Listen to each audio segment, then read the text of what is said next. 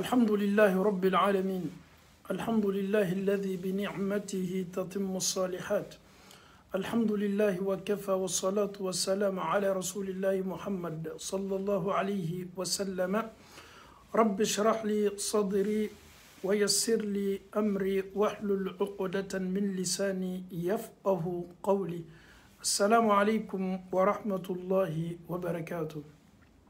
أنفو أني أنبو ni Allah Ta'ala sona amena Maryama ka kisa continue suratu Maryama continue wati natawla me bini Allah Ta'ala sona komi wati chamante ambolo bi kadaka ma bitadam na jona neni awye faranyonka amedo Allah Ta'ala kuma kam belebele kono ni kisa e Qur'ana ye kisa min fo teriaboloma ka bocha dum mankutula Allah Ta'ala e sek lonin di chemima Allah Ta'ala be se ka adama den jidi loni ye karama bay ka bo Allah Ta'ala yoro ka da ka joma loni ye fisamanti ya bay ka bo Allah Ta'ala yoro ka addi aka jondoma Allah Ta'ala e loni ndama nin chetu me somin kono sokono mo betu mabonya ni mawu makutu me duwula betu me na nin che segere ko ka duwuke muna kadaka ka duwutu me jabi alama neni au fana kala mauchema maamunu noye Allah Ta'ala wala alabo ka duwa jabi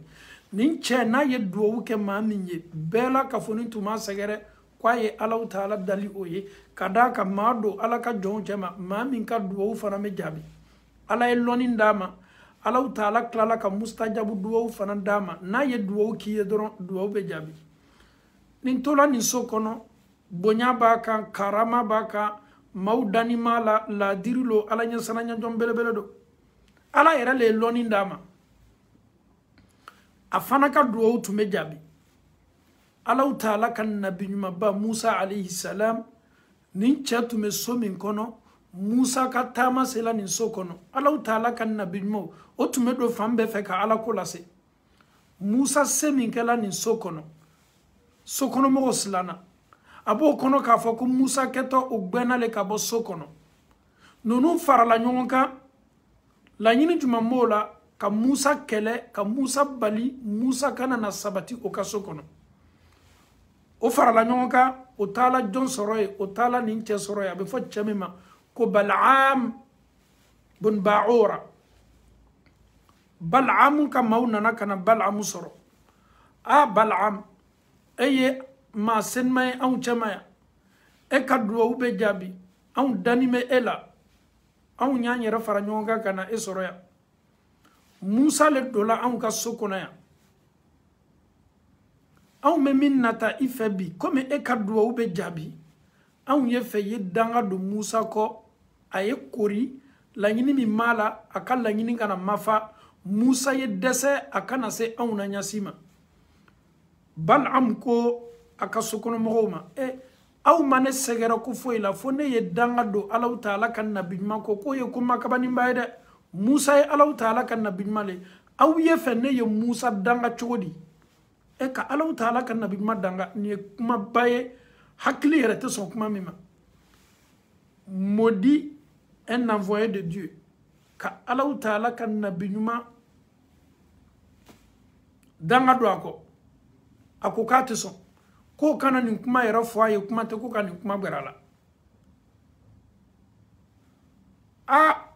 Bal'am ayet tunya fo sokono moy mais adama de yala ma be se slana alanye ala be se loni di la mogoma mais adama de wati dola loni kana da dima na folo kana na dima ikana la iyera kuna nyasima fuye beni la jarabili doyi note abana wa maso me sokono mo ko oye munke o ki bo oni na folo che na folo femino adese ko akanya ko fena ka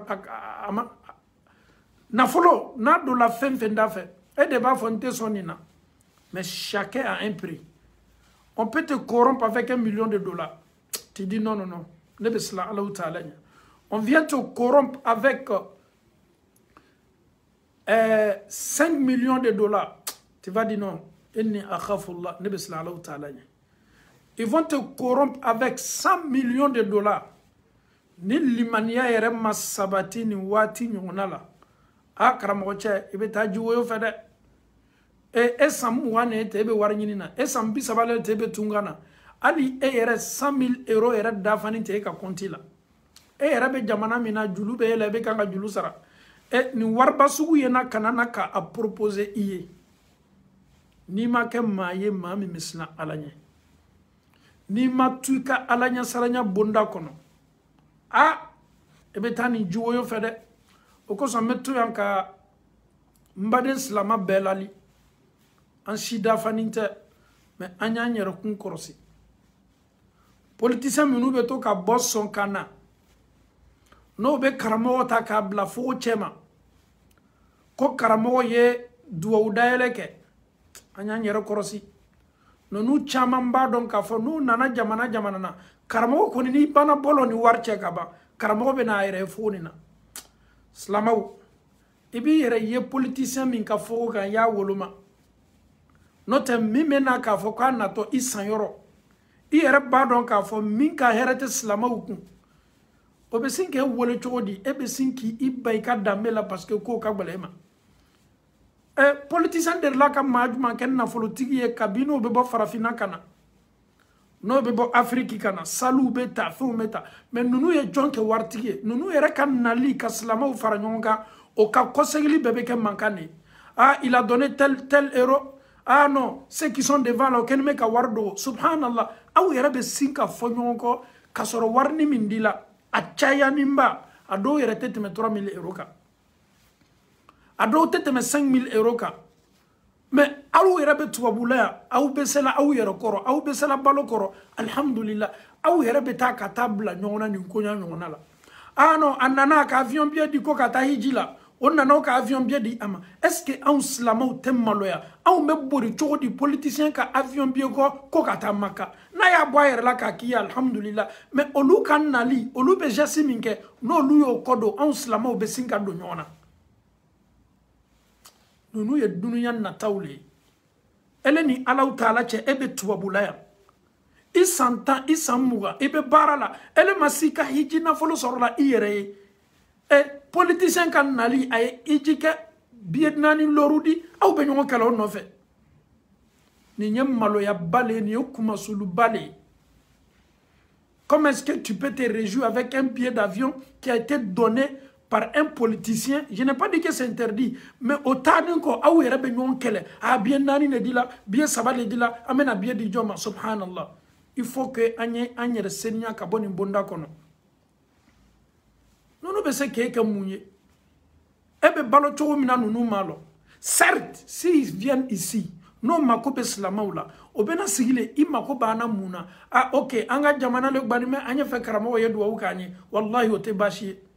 Mais campagne ɲini waati la, o bɛna ka na nafoloni min di aw ma, ka na aw bila ɲɔgɔn na, ka na aw fɔ ɲɔgɔn kɔ, tuɲa na an kan k'an yɛrɛ seniya ka bɔ nin na. Wallahi, an ka kan k'an yɛrɛ seniya ka bɔ nin na. Mun na? Ninnu ka nafolo tɛ se kɛla foyi ye. Ni adamadenya min n'o ni ɲɔgɔn cɛ, I n'o ye adamadenya kɛ. N'i sela ye, I bɛ fɛ ka taa min fɔ, I ye t'o fɔ. Baasi t'a la. Mais ninnu ka nali kana na kɛ sababu ye tubabula yan, ka anw fara ka bɔ ɲɔgɔn na. Nin ye kumasulu le ye anw ka société n'an ka communauté ma. Balaam sokɔnɔmɔgɔw y'a fɔ a ye ko an ye fɛ ye danga don. Danga don Musa kɔ, Musa kana na buliya an kan ka so kɔnɔ. Balaam ko sokɔnɔmɔgɔw ma, ne Balaam tɛ se ka Alaw Taala ka nabi ɲuman danga. N tɛ se. Ayi, kuma nin yɛrɛ tɛ kuma bɛnta ye.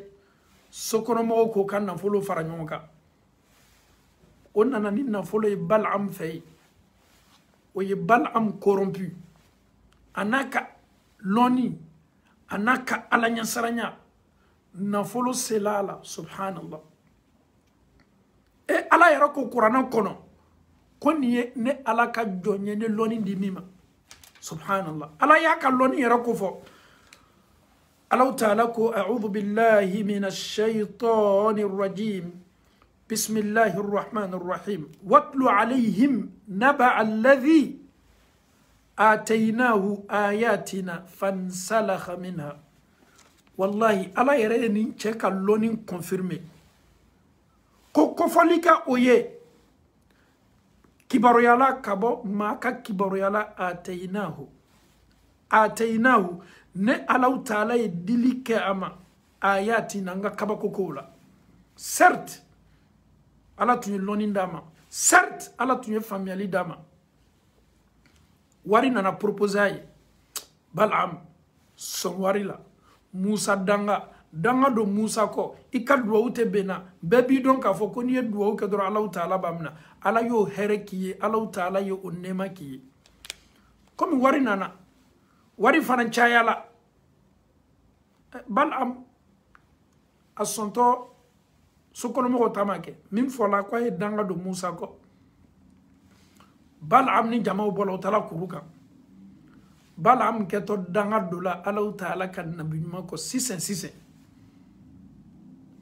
atala mau faralaka jamaw bola ano biye lumbaye Bal'am mena Musa danga abena danga do Musa ko Bal'am jola mau kenime ka laje aya bulu korota kwa be danga do Musa ko awye Allah taala ka kabako ko belebele do laje ni yoronina bulu korota la kwa be danga do ale be danga min do la Allah taala ka Bal'am ne yelema ayo ke duwawu ye Musa ka klafana ka danga do anaka mauka jama lo ni me ka lame tumado shan folo la abese fola kwa fililale wala ma pression ne baka o de ya to aye Musa na ka mawa ye duwawu ko luye aye danga do an fana ko asegina ka danga kan tuguni na kwa be danga do Musa na ka mauka danga be yelema annen kan ka ke duwawu ye na koko ala Musa na ka mogo danga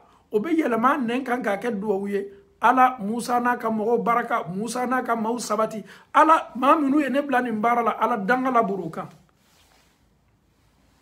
ni hakili sugu mafle Musa min kan ka danga ibolo e yere kuma ka me kela duwawuye Musa na ka mauma I kuma ka me sigina I yere ka mogo ka ke danga e mau kamana gbana mau kabako yala Bal'am ni mun ko suye aw yi wolele aw ye nafolo fara nyonga ga dima mu ye danga do Musa ko Allah taala wole ay Musa danga ay Musa lakori Musa kana na se Musa e ke mama jigini an koro kuma me fola Bal'am bolo olu nyana ka fo ko Bal'am ken me ka dabo kamale ja Bal'am yere sekote na ye duwawu da fanya kelenge duwawu da fanya keleni me yelema ka ke danga ye oluka ka ke duwawu ye Musa na ka mawi Bal'am hakili sigina yere ma wati ako tunya na ne Bal'am tena sela ne ka dunuya tiena ayere de benin fola ale ka dunuya tiena ale ka lahara tiena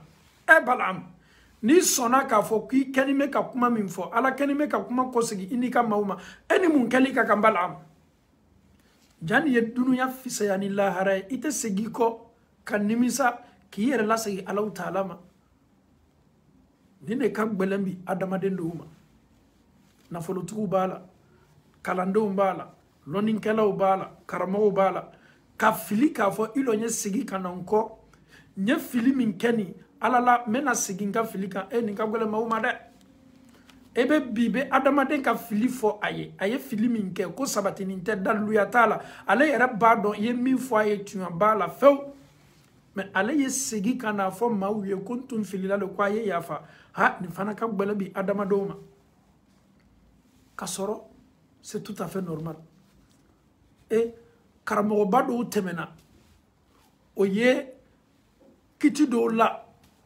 o kumana ko do ka kofe o segina o ko ka yaraka ka fo fili yelanka kuma folo la ayi miye niye flana ni ne sababai habe foni ne fana ma ko adamade majigni me adamade meslan Allah taala nya kalonina an yere ka wati la bi loni yere te anna ante fo ila filiko ante fo ila kuma foli la kuma minu sababa tala an yere fana nan klo dola la ka fo ka mai an yere fana ame do fara ala kuma kan wati mina na fo la ka mai ni ye mami wele bi aka privé kan karamo cha ye min foni tuan na ni be se ni dabla la o yere ka video min keto o keto edeka muna parce que ya la liye tuan yere kala Bal'am aya ye ka fo ale kunangoya la Bal'am aya ye k'a fɔ ale ka lahara tiɲɛna a ko maaw ma ko an tɛna se la plan kelen min bɛ n bolo an bɛna hakilinata kura ta n'o tɛ ka Musa n'a ka maaw danga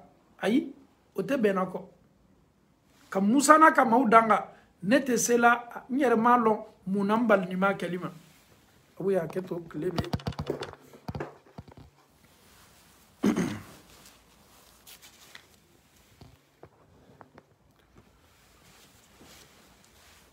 donc alhamdulillahi rabbil alamin a ye stratégie kura ta a ye hakilinata kura di jamaw ma ko ma ko Musa n'a ka maaw an kɛtɔ ɲɔgɔn affronté min kɛla an kɛtɔ kɛlɛ min kɛla pour que an ye se o la komi duwawu ma se nafa ɲana duwawu nin kɛla Musa le a danga seginna anw de ma ne kɔni mɛ hakilinata min yera ka aw la a ye muso ɲumanw labɔ a y'an ka so muso ɲumanw labɔ o y'o yɛrɛ pare ka ɲa o y'o yɛrɛ labɛn ka ɲa o y'o yɛrɛ sape ka ɲa o y'o ka fani kuntanw don fani min bɛ cɛw sama ka na o ma k'o yɛrɛ labɛn ka ɲa musow ye fara an ka nin kɛlɛ la o ye marifaw ta fɛn minnu ka kan ka san olu y'o ta k'olu kɛ feere fɛnw ye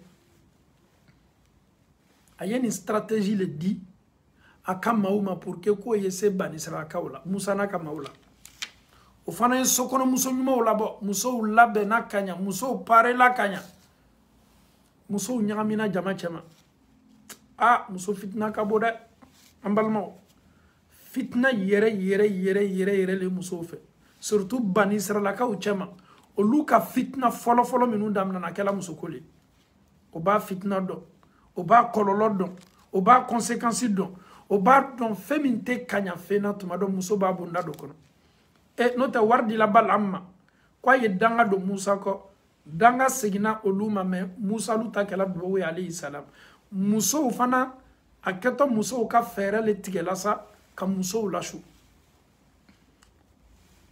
jamaw bɔla Musa ka maaw ninnu ka maaw musow kumasela ka taama jamaw ni ɲɔgɔn cɛ ma o sapeni bɛ ka ɲa o labɛnni bɛ ka ɲa parce que Balaam m'a dɔn an tɛ se sela Musa n'a ka maaw la ɲa si ma Alahu Taala bɛ n'o ye Ala kɛni bɛ k'o latanga komi n b'a to Alahu Taala bi bɔ o ko kɔrɔ o de ye ni o dɔ ye Alahu Taala ko ta ka Ala sɔsɔko kɛ Alahu Taala ka hijabu bɛ wuli ka bɔ o kan donc fo o dɔ le ye kɛ n'an bɛ se Musa n'a ka maaw la ja adamaden bɛɛ ni ko bɛɛ n'a solution don musow nana muso dɔw ka fɛɛrɛ kɛ ka taa yɛrɛ ye Musa ka jamaw cɛma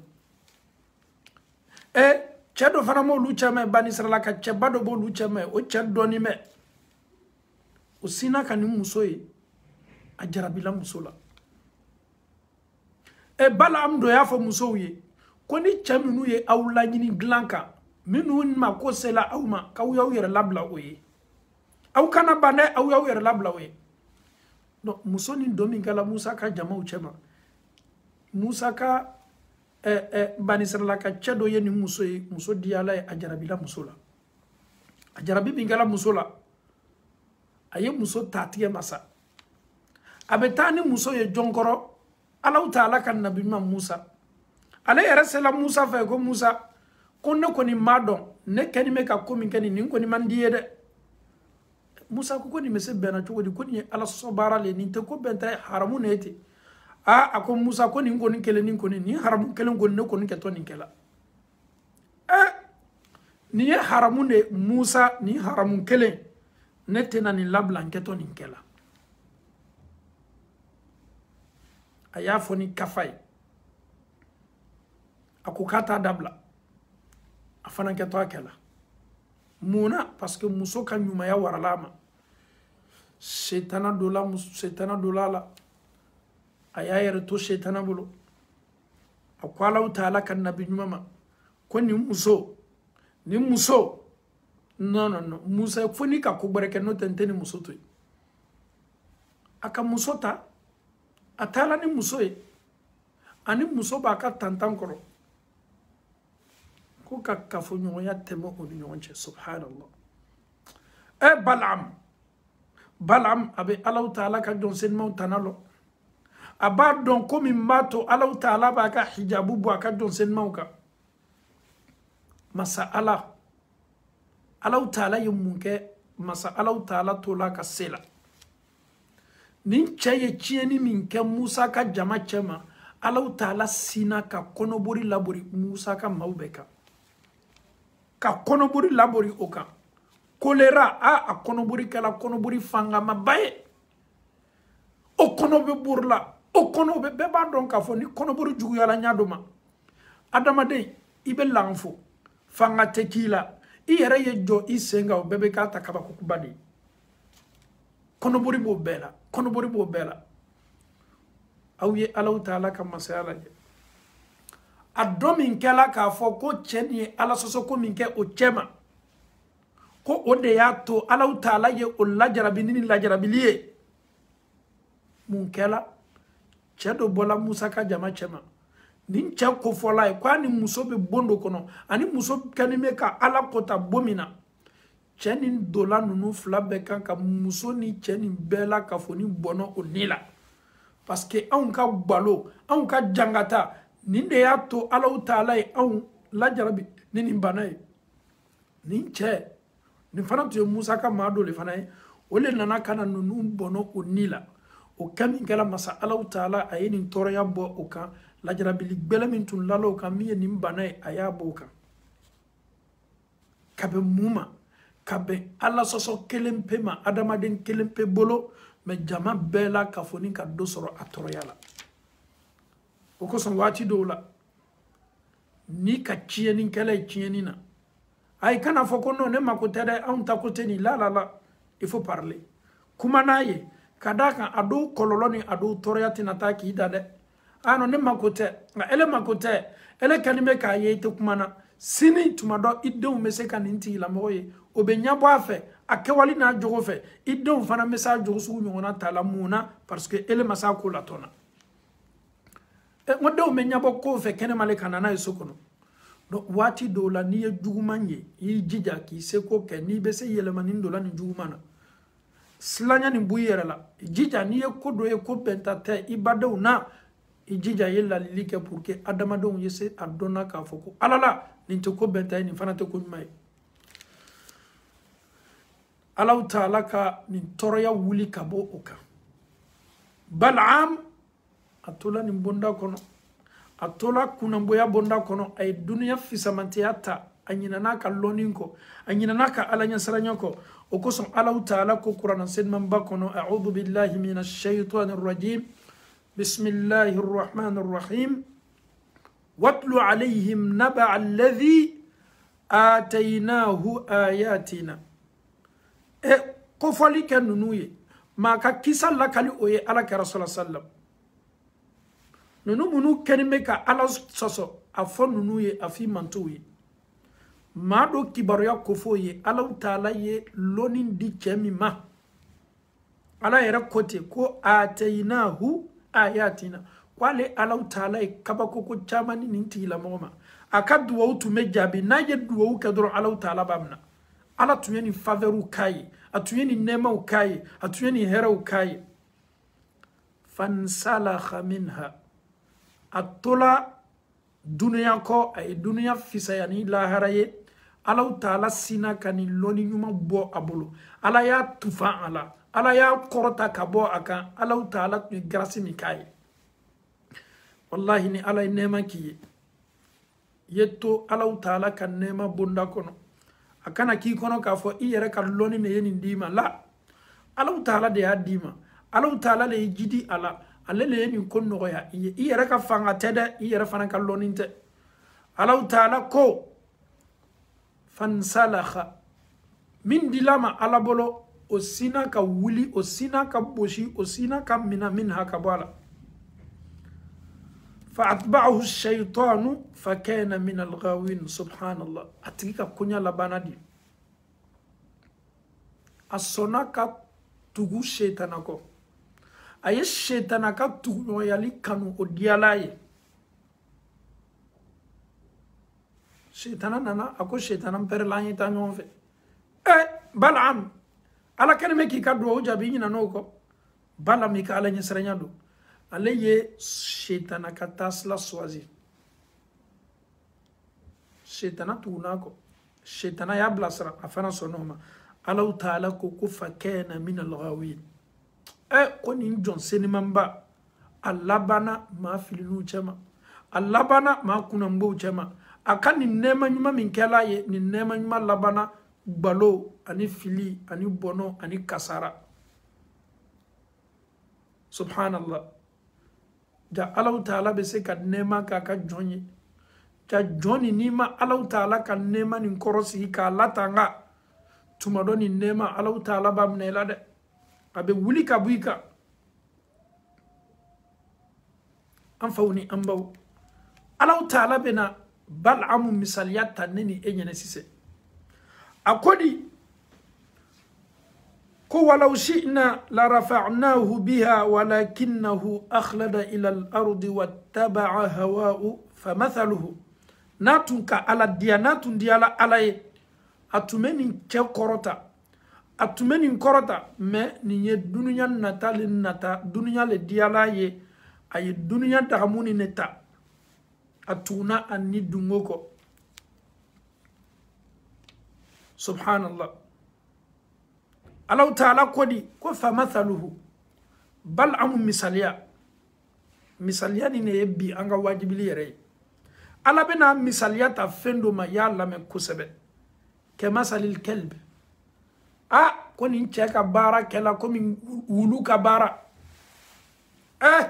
wulu Allah ta'ala ko in tahmil alayhi yalhas aw tatrukuhu yalhas wulu be wo chile la watibe al ni dem son ka wulu ye wulu be to tolo na be kule wulu be to al ni ya poni kaba ya be kule ni ye wulu to ya be kule ni ye fendo sama be kule ni ma fen sama be kule wulu ta ye kule ni le ye toro ya ba kan toro ya ta kan abe kule le la kunu nu masu ka bara be ketele eni Allah ta'ala che ebe se diena ka bara ye la wulu ma ka ben wulu ka kule ma wulu be kule minke le chien aboie ye domini ndama wa ima domini ndama wa wulu ko ni mata kule le kala wo ma nyuma nunu ka bara labana ko mi wulu ka bara here min kelayi ama seka here ni tanga ama seka bara ke here na here mi meni chembolo ala ya nyona ba ke medine ni efanama ado ye keneya ala ye keneya dineni ema neni ye keneya do muna ado ye gardige senmai Allah ta'ala neni eso neni kenime ko do muna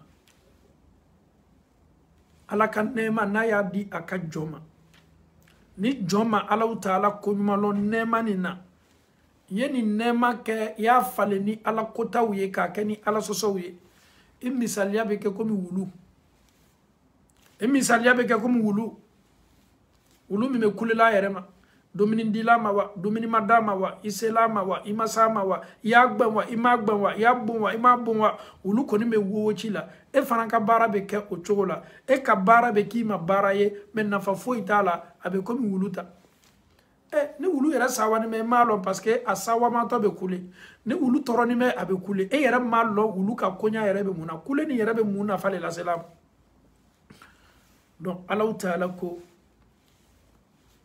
ذلك مثل القوم الذين كذبوا بآياتنا نيم مثاليه مو مثاليه ما منو يني الله تعالى kabakoko nga toma sero nga kurana ayo kawadili munu ketone ala tola ma munu yo kumata ka ke galonye olu ka bara misalia be na kenine nika ala ko mnani wuye nika ala ko ke ni sikai nika ala taala ko ke ka foko ala la tuya tenina ifana ka bara cho ika bara be ke ko wulu ka kuleka comme on le dit en français le chien aboie la caravane passe wuluka wowo chitena nyome doni ka voyage balla le chien aboie la caravane passe donc kabara be kima ko bi wuluka wo chika ate adama don balo ka kewalima iyera mi makela mo era malo ken me ka ke ka be kumima Allah ta'ala ko faqsus alqasas la'allahum yatafakkarun Muhammadu foli kenunuye kisa fo oye kisa lakali oye tumado kisa minnu kɛtɔ fɔla o ye tuma dɔ maa ninnu bɛna taa se ka miiri a bɛna hakili dɔw ma wallahi kisa kuranna kisaw hakili di fɛnba lo kawandiliw lo wajibiliw lo an ye Balaam ka kisa min fɔ sisan ani Alahu Taala ye kuma min ɲini Muhamadu fɛ ko faqsusil qasas ko kisaw lakale talenw lakale histoire ninnu lakale la'allahum tuma dɔ n'o tulo y'a mɛn o miirila ma o taasila ma a bɛna o jidi mun na yatafakkarun o bɛna sigi ka miiri o bɛna o hakiliw labori o bɛna taasi o bɛna o miiriya lasigi k'a dɔn k'a fɔ ni Alahu Taala y'o dan ka bɛn min ma an faw ani an baw nin de ye kira sallallahu alaihi wasallam Alahu Taala ye kawandeli ɲuman min d'a ma a ko kuranɛ senimanba kɔnɔ ko a ye ko bɛɛ la kafoni latigɛ a ye ko bɛɛ la kafoni faranfasiya a ye ko bɛɛ la kafoni expliquer kuranɛ nin kɔnɔ jɔnw ye danfɛnw ye pour que adamadenw ye miiri ka taa se a yɛrɛ b'a f'i ye waati dɔw la ala ni Alahu Taala dɔ kumana nin kuranɛ kɔnɔ mun bɛ e balila ni Alahu Taala kumakan tali ma e dusukun de datuguni mɛ wa walama e hakili de datuguni mɛ kuranɛ bɛ kuma dɛ i b'i si kɛ a lamɛn na i b'i si ban tafsir lamɛn na hali n'i ye dɔ lamɛn bi ye aya min tafsir lamɛn bi n'i y'a mɛn sini tuguni a bɛ k'i ɲɛna ko kura dɔ ye kuranɛ dɔ b'o kɛ adamaden na n'o tɛ fatiha alhamdulillah an bɛɛ y'o tafsir lamɛn mɛ n'an seginna bi fatiha yɛrɛ tafsir kan tuguni ele yɛrɛ b'a fɔ ko est ce que ne yɛrɛ tun ye fatiha tafsir nin lamɛn wa kuranɛ kelen de b'o kɛ adamaden na a b'i dusukun la ɲɛnamaya a b'i dusukun la sɔn a bɛ Alahu Taala diya ye kura ye a b'i bila sila kan e yɛrɛ hakili tun tɛ sila min na o kosɔn misaliya fitini kuranɛ ba n'a bɛ fɔ a ma ko umul kitab n'a bɛ fɔ a ma ko kuranɛ yɛrɛ bamuso sura 114 bɛɛ la kafoni ba ba bɛ fɛn bɛɛ la ba bɛ adamaden na adamaden ba bɛ kuranɛ fana ba o de ye fatiha ye sura minnu bɛɛ b'a kale ka seli la mɛ tagasili min b'a kɔnɔ ala dan tagasili kelen pe ma a b'a to i b'i yɛrɛ lɔn a b'a to i b'i yɛrɛ seniya ka taa ala kelen pe ma i mako tɛ jɔn foyi la aya kelen pe iyyaka na'budu wa iyyaka nasta'in aya kelen pe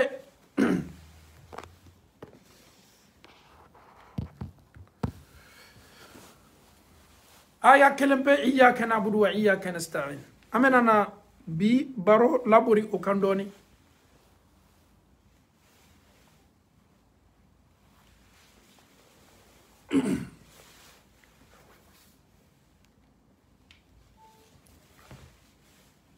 mun y'a to an ko fatiha dɔrɔn bɛ se ka an kawandi ala ye misaliya min fɔ sisan ka bɛn jɔn dɔw bɛ a b'o ladiya ni nɛɛma ye nɛɛma nin bɛ tila tuguni ka wuli ka b'o kan chers parents d'Allah subhanahu wa ta'ala, on se concentre sur Suratul Fatiha, ce que nous récitons, la prière dans les 2 rakats de Fajr, ce que nous récitons dans tous les 4 rakats de Zuhur, Fatiha que nous récitons dans tous les 4 rakats de Asr, Fatiha que nous récitons dans tous les 3 rakats de Maghrib, Fatiha que nous récitons dans tous les 4 rakats de Isha, sans oublier les nafila, que ce soit les 4 nafila avant Zuhur, nous récitons. Les 2 derniers nafila après Zuhur, nous récitons. Les 2 derniers Maghrib, nous récitons. Les 2 nafila après Isha, nous récitons. Fatiha. Wallahi. O koso, n'an yɛrɛ bɛ kuranɛ kalan daminɛ an kilancɛ bɛɛ an b'a daminɛ o de ma munna ale fana y'a ta sura ye kuranɛ kɔnɔ sura min lɔyɔrɔ belebele b'a la a yɛrɛ fɔla ko kuranɛ b'a dɔn munna ale le ka kan ka adamaden yɛrɛ ladi ka adamaden kawandi ka adamaden sugu fɔ a yɛrɛ ye Alahu Taala ko nin sura kibaruya la hadisi kudisi kɔnɔna o qasamtu salata bayni wa bayna abdi nisfayn ko ne Alahu Taala nye seli latlan ka ketlan yɔrɔ fila ne ni n ka jɔn cɛ wallahi une phrase qui est tellement forte venant de Allah subhanahu wa ta'ala. Il dit qu'il a divisé la prière en deux parties. La première partie c'est pour lui Dieu, la deuxième partie c'est pour son serviteur qui est en train de faire la prière. Chaque prière que tu fais, dis-toi que tu partages les récompenses avec Allah subhanahu wa ta'ala. I ka seli kelengelenam be à partir de ye Allah taye à partir de itaye. Surat mamo fanyen Fatiha. Allah ta'ala ko konye seli latlan. Ne ye seli latlan ka ket sigiyoroma fla ne ninka jonche. Sigiyoroma keleme o yenka jontaye. Sigiyoroma folo o yene Allah ta'ala taye. Sigiyoroma flana o yenka jontaye. Est-ce qu'il va donc à fo ki ka fitiri min selti boloni suntia watini na fitiri ni a donc à fo ko ala ya clan flade à partir de be ala bolo à partir de be di ema et quel honneur karamad mabe min ka bonini ye ele ni ti ala taala e fe na faranyon fe karamad ma ka bonoy ça dit ala partage une récompense avec son serviteur, c'est inimaginable. Et Allah te dit, lorsque mon serviteur se tient debout, Nine Allah Ta'ala ka John Lola a 5 wati mina ka ne Allah Ta'ala wele damna selila. Nine Allah Ta'ala ka John ko Alhamdulillahi Rabbil Alamin. Tanobe Allah Ta'ala e dan fem bela kafoni, dan fem me sankono, dan fem me metu kolo koka obe male Allah Ta'ala obe tigido. Ele yitafo ala fana ko ka ba tafo ki jabi parce que ala ko parti flale parti kelenyale ala tay parti kelen etay e ki ka parti fo déjà e koko Allahu akbar alhamdulillahi rabbil alamin alhamdulillahi rabbil alamin tanobe ala taala tumaro al ni ma lon arabukana me ikeni me ka fole tando be Allah Ta'ala masamin kakan ka tano ambolo dunya dan fem betigi Allah Ta'ala fana mi jabi o ko son ni be seli kana keni perse ebe kuma masabi keni me ke jabi ka seli kelengele nambela su seli lewa nafla seli lewa farda seli lewa Allah Ta'ala ba fi ma ko hamidani abidi. Le serviteur a déjà fait sa part en disant louange à Allah subhanahu wa ta'ala, Seigneur de l'univers. Et Allah aussi va te répondre. Allah te dira, Hamidani abidi, mon serviteur a loué mon nom. Et ne Allah ka jonye ne Allah tano. Donc yemi foni ayame. Ya fami keko alhamdulillah, Allah ta'ala ya me. Afana mi jabi ikoko tano be ala ye ala tano ala fana koko ne ala ka jombaran tano ikaseli kelingele nambela ni bana wala ni koko arrahmanir rahim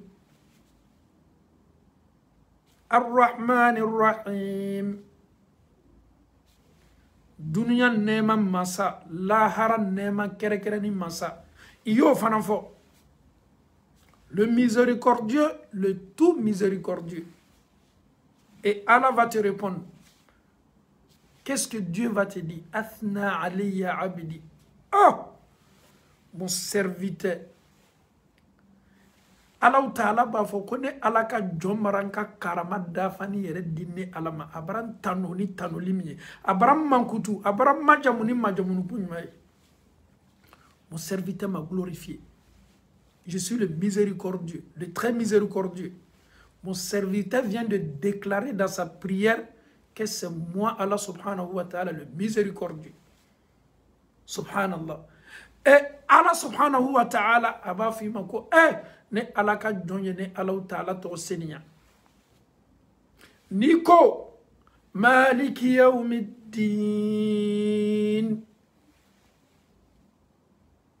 Le roi du jour du jugement. Qui a mandé Massa, Tadjuru Saralom Massa, Alaba fille, Majadani Abidi. Oh mon serviteur, ne alaka jonye ne alaka bonya ninka Masaya yera fonye sise. Al-Majid. Allah Ta'ala Majid. Masabado.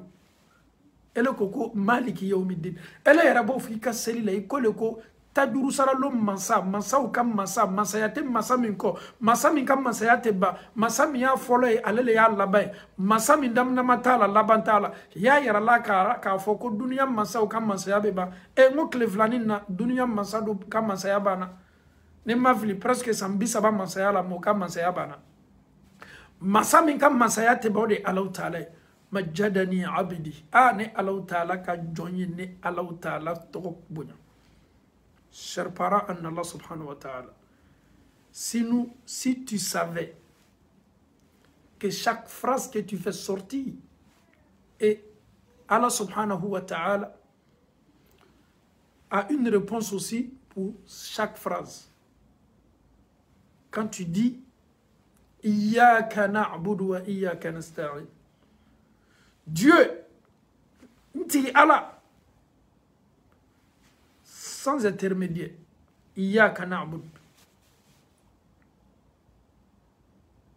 C'est toi que j'adore. Wa iyyaka nasta'in. Je demande secours près de toi. Iko Allah. Iyyaka na'budu. Allah nebi ele Allah le bateau. Iyyaka. Kataile Allah ma na'budu au me bateau ke. Allah au bile le bateau. Wa iyyaka. Ani kataile Allah ta'ala ma nasta'in au me demeninke. Ah, cette phrase-là, elle est tellement forte. Cette phrase-là est tellement lourde sur la balance. Tu viens de déclarer que c'est à Allah subhanahu wa ta'ala qui tu adores. C'est lui que nous adorons. Est-ce que nous sommes sûrs de ce que nous venons de dire dans nos prières de Maghreb? Si réellement nous adorons Allah subhanahu wa ta'ala, et pourquoi nous nous retrouvons chez les marabouts si réellement nous sommes sincères de ce que nous disons? Tunyana, Iyyaka na'budu wa iyyaka nasta'in, ni aya ketone ni au kan daluya le sini. Ni aya bena labo, parce que ni aya keto fola tunyana itu ma fosil la me ike wala tuntila. E jigi semeni tu me fe uneka, e jigi semeni tu me danfa uneka, e koko ala au me ede bato, ala au me demenini ke ala ta'ala le fe, e be klafana kati ibiri I adama de nyongokoro, ko de bese ki mako gla, o de bese ki e boy jorna kola, o de bese ka barake eye, o de bese ka nafolo di ema, o de bese karjige di la ema, o de bese shetana bara o kela eye, o de bese tafu kela ka di ema, ko e ya siri ibolola, e ya du ibolola, abagu na nyona, eske eni ala ta'ala che aya min kala ni bolu ka selila, ibana selila kati rasura ni bona, Iyyaka na'budu wa iyyaka nasta'in. Anafado. Kasoroni bana ni fola après avoir dit Iyyaka na'budu wa iyyaka nasta'in. Écoute Allah subhanahu wa ta'ala. Écoute sa réponse. Allah te dit, mon serviteur aura ce qu'il demande. Subhanallah. Lilla abdi ma sa'al. Ne Allah ta'ala ka joigne welemina sise.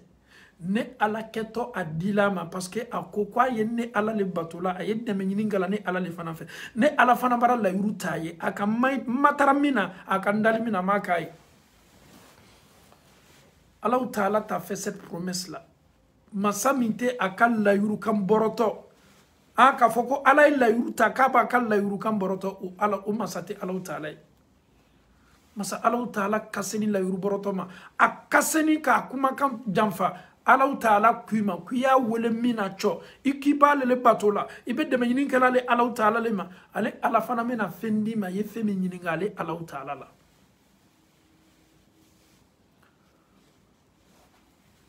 masa ala ila yuru tayede me eleti yele laje ka mafle la yuru ni Allah Ta'ala le ma ala was la fobe e yere le kala sababu ye ka Allah Ta'ala kan nema ni wuli kabika.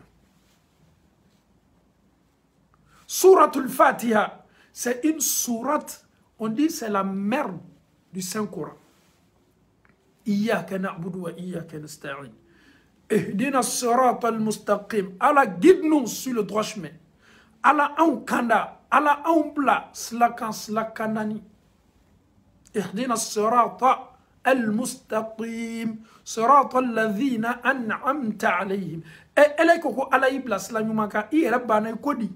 ala misla de ko natani misla le la ile ala taala nemane ka jomunu ka koro yedi yi ka jon senmo blasla yo kanda ko blasla min ka no ye arjina soro asababula ala ne fana natani mo sla le la yen kanda yen blasla klinika ika jon senmo ka sla klinika iko ka blasla klinika ma daw ma de siratal ladhina mawkasla an'amta alayhim ila ala nemana ma minu koro.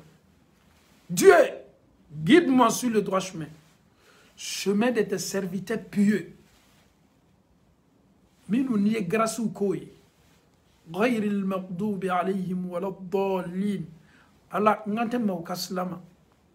Ele Allah ta'ala ka mwane. Ika dimi. Allah burnime maamunuka. Ani maamunu filila. Aya o fasarifo itala yahudiya ni nasara ulo. Ala ngana nyere yen yahudiya kaslaka, ngana nyere yen nasara taslaka. Mais qui sont ceux qui encouragent aujourd'hui le 24 décembre, le 31 décembre, en disant dans ta prière que Allah, que Dieu t'éloigne. Quel chemin? Chemin des Juifs ainsi que les chrétiens. À qui Allah subhanahu wa ta'ala les envelopper avec sa couleur. Allah ta'ala kama munu datuna ka dimi. Ele koko ala ikanambla chrétien ou kaslaka, ikanambla yaoudia ou kaslaka.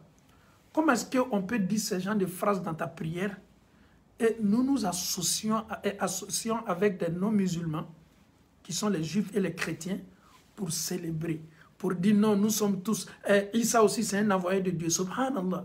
Isa c'est un envoyé de Dieu. Nous croyons à tous les envoyés d'Allah subhanahu wa ta'ala. Mais l'islam nous interdit de prendre le même chemin que les non-musulmans qui sont les gens du livre, qui sont les chrétiens et les juifs. Différencie yere yere. Fongo nyoya ka nga do anu ka ko beche. Ali anga muso ka sutara chogo. Différencie ka nga do ani yahudiya ou ni chrétien muso ka sutara chogo che. Fatia korola je kuma bami me foli bolo. Ala ka lolo na ika sella, surtout tchela kao. Ala ka lolo na iba fika sella. Iba fika fajiri la, iba fika selifana, ika lansara, ika fitri, ika safo. Wallahi ibeni fawati be. 5 minutes. Ibeni fo, mais a foli tede, Allah tanga. Anye sura min tabi, aya min fola ambolo, Allah ta'ala koko Muhammadu kofoli ke oye, nin cɛla ne Alahu Taala ye nɛɛma ni hɛrɛ kɛ nin cɛ min ye ne Alahu Taala ye n ka ayaw ko fɔ a ye n y'a lalɔnniya o kɔfɛ ne Alahu Taala ni lɔnni bɔla a bolo ka bɛn mun ma komi n'a b'a fɔ a ma se nin ko latanga la Alahu Taala sina ka hɛrɛ wuli ka bɔ a kan chers parents en Allah subhanahu wa ta'ala Allah subhanahu wa ta'ala nous a beaucoup gracié. Allah nous a fait du bien. Allah nous a donné le Saint-Coran. Dans le Saint-Coran, quand tu veux la guidance, essaie de réciter la parole de Dieu. Quand tu cherches la lumière, viens vers Allah subhanahu wa ta'ala. Un bon comportement, le Coran peut te guider. Le prophète sallallahu alayhi wa sallam, à qui Allah subhanahu wa ta'ala a révélé ce livre-là, le prophète nous suffit comme un exemple parfait. Quand nous avons le Coran, nous avons la lumière. Quand nous nous éloignons du Saint-Coran, anya donc a foko anya nyere cheja nyaka bon norobale la Allah Taala kuma kando jigima fa kando basi kando abeslamo hakili la jigi sangani watibe. Suratul Fatiha, ce que nous venons de dire de suite là, même moi, à chaque fois quand on prend l'interprétation de Suratul Fatiha, nanya fasar damna abeke comme une sourate njila kurayele afanga kabo o ko son ko selite moye mo mi Suratul Fatiha kala ay allait échanger a jigila nyami kabo Allah Taala fait avec kala ni chogole la selila alhamdulillahi rabbil alamin arrahmanir rahim مالك يوم الدين إياك نعبد وإياك نستعين اهدنا الصراط المستقيم صراط الذين أنعمت عليهم غير المغضوب عليهم ولا الضالين. Amen. Ça fait partie aussi des actes obligatoires de la prière.